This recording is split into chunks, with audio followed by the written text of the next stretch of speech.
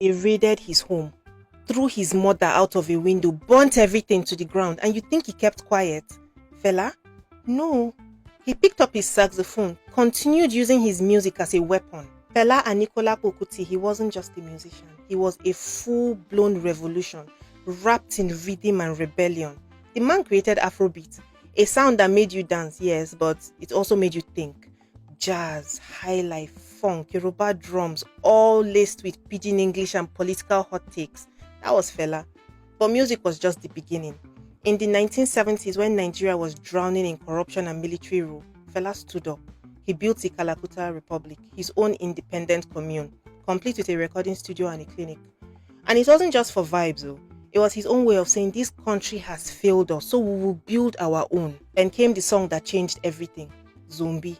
Fela used it to mock the military, calling soldiers brainless, marching blindly like zombies. Nigeria's, Nigeria's leaders were not amused.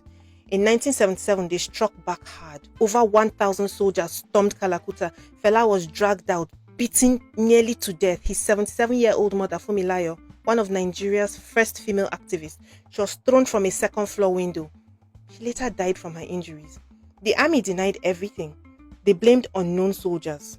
So what did Fela do?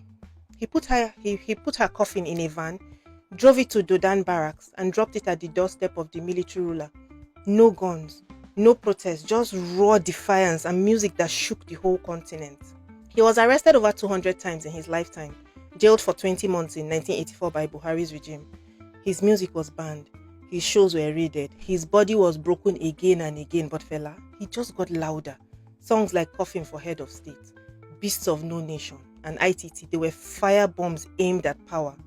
Even when he knew that it could kill him, he never stopped playing his music.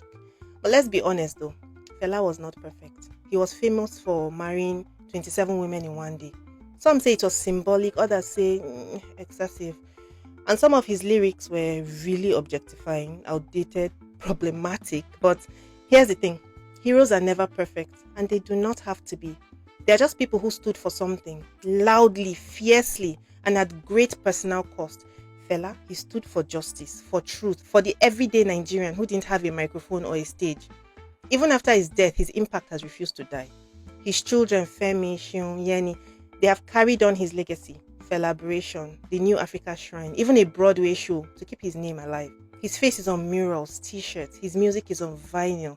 His message still echoes today. Music is the weapon of the future. And that's why Fela Kuti, he will forever be remembered as one of the loudest voices that Nigeria has ever had.